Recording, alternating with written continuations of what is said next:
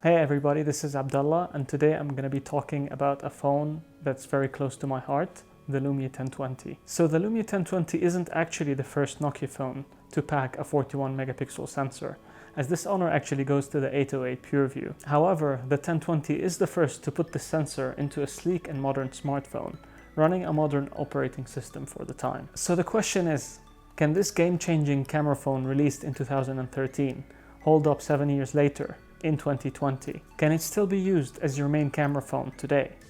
That's what I'm here to find out.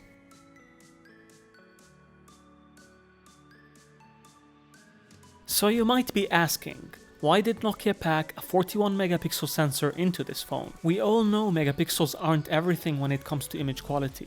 So why did they do it? The idea was to use all the details captured from this massive sensor to produce the cleanest, most noise-free image with a resolution of only 5 megapixels. The images combined up to 8 pixels into one super pixel. Nokia called this oversampling, and the marketing term for it is PureView. It also enabled the phone to capture 5 megapixel images with up to 3 times zoom, without loss of quality, as the image was a crop from the large sensor. Nokia also added the ability of capturing raw images, and then allowing you to reframe the same image after it was taken. All very innovative stuff.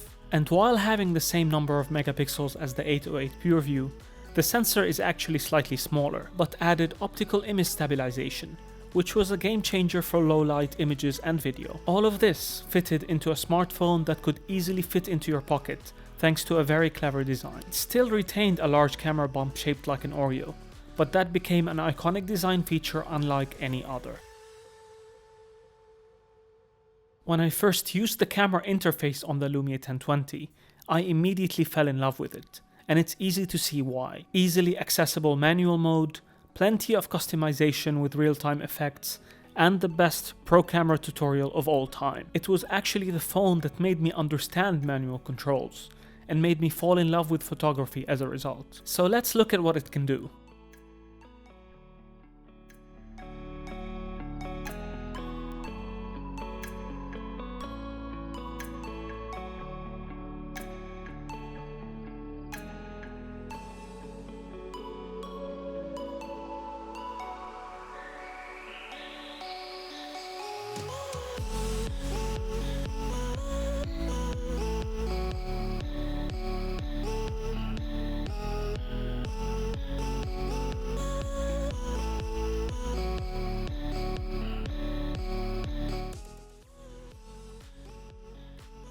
So can it keep up in 2020? In short, yes, but it's complicated.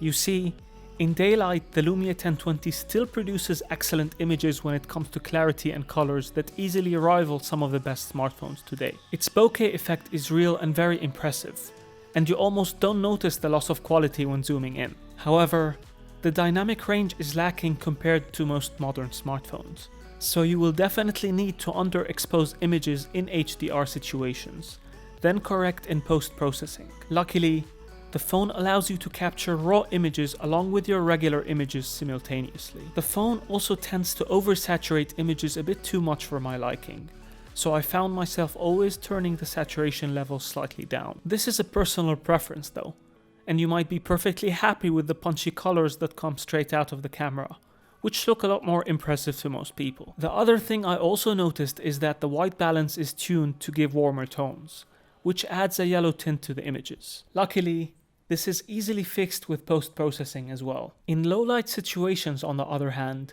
the phone is capable of producing stunning images, but only if you know how to use it, and definitely with the help of a tripod in a lot of situations, in order to rival modern smartphones. At dusk or dawn, point-and-shoot images still look excellent, but when things get dark, I opted to keep the shutter speed open for over 2 seconds, and reduce the ISO as much as possible for a clean image. Without a tripod, you'll end up with a very blurry image. With a tripod, however, you end up with a truly fantastic image, proving once again that this phone has an excellent camera sensor. And this is the story of the Lumia 1020 really. Powerful sensor and optics that can keep up with the very best today, but software that you need to work with and around its limitations. In any case, the investment in time is definitely worth it if you love photography, because when you capture that perfect image, you know you've mastered the art of using a very powerful tool.